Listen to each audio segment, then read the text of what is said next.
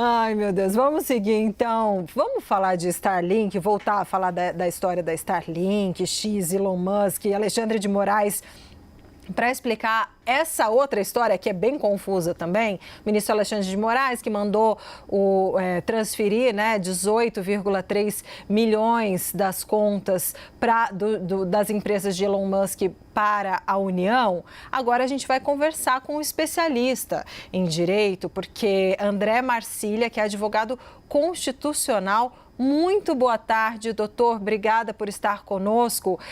Primeiro, eu gostaria de entender, para explicar para as pessoas o que significa transferir esse dinheiro de multa, por ordem judicial, para a União. O que pode ser feito?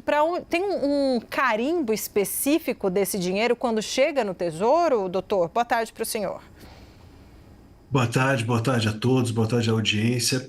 Olha, de fato, a transferência desse dinheiro à União, ela não significa que vai ser destinado ao tribunal necessariamente, ninguém vai ter esse dinheiro nas suas mãos. Então, isso fica até essa questão ser discutida, ou enquanto isso pode ser discutida, numa conta judicial, vamos dizer assim, e depois esse dinheiro passa a pertencer à União, mas não há um fundo ou um lugar específico para onde esse dinheiro se destina. Isso não vai para a mão especificamente de ninguém.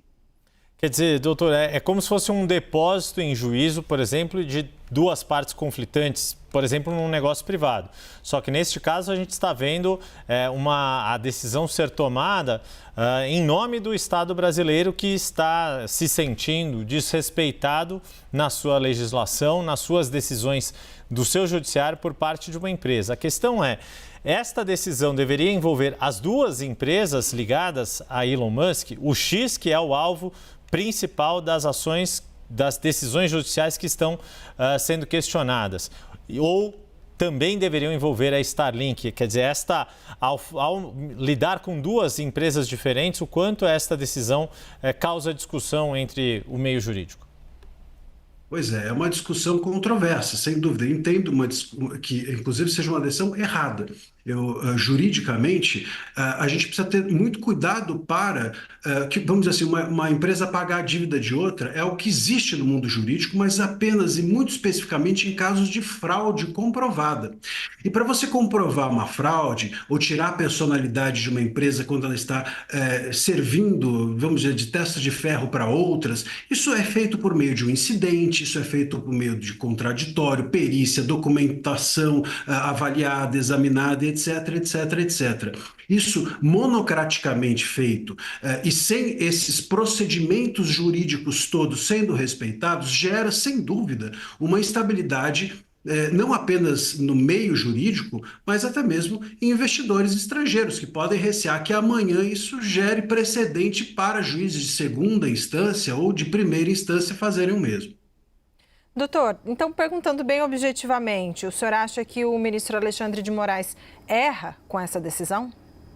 Erra com essa decisão, com certeza absoluta erra, porque não passou por nenhum dos procedimentos e se há uma evidência, ainda que haja uma evidência de fraude, você tem todo um rito necessariamente processual para ser passado para que exista a legitimidade da decisão. Quer dizer, ela precisa não apenas materialmente ser comprovada, como também processualmente seguir os ritos necessários para que não haja nenhuma ilegalidade na decisão. Acho que a decisão foi errada, mas curiosamente, e acho que esse é um ponto interessante, se o ministro Moraes acredita que essa dívida do X, dessas multas, podem ser pagas pela Starlink e que a ausência de um representante legal do X não constrange a efetividade das suas decisões contra a plataforma, bom, então essa decisão dele de transferir os valores da Starlink deveria também conter a revogação da suspensão do X. Afinal de contas,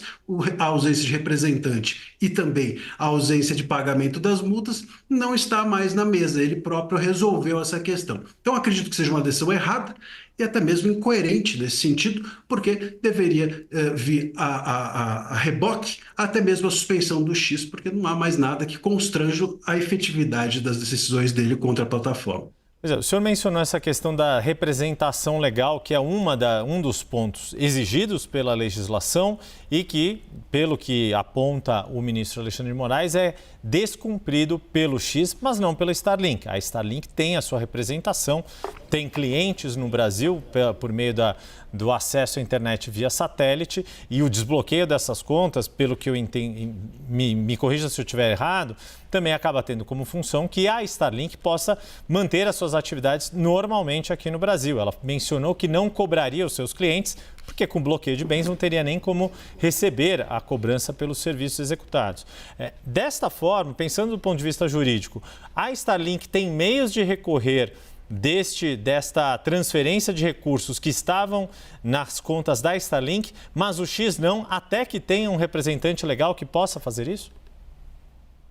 Se a gente for pensar estritamente, Starlink, veja, a existência de um grupo econômico é uma coisa e a existência de sócios comuns entre empresas é outra. Me parece que no caso da Starlink com o X é isso. O sócio Musk, ele é um sócio comum, mas não é um grupo econômico e por isso que uma empresa não pode pagar a dívida da outra. E por isso que uma empresa tem o seu próprio representante e a outra não. E por isso que a dívida de uma é paga por uma e a dívida de outra paga por outra. Então, essas coisas juridicamente devem ser muito bem separadas.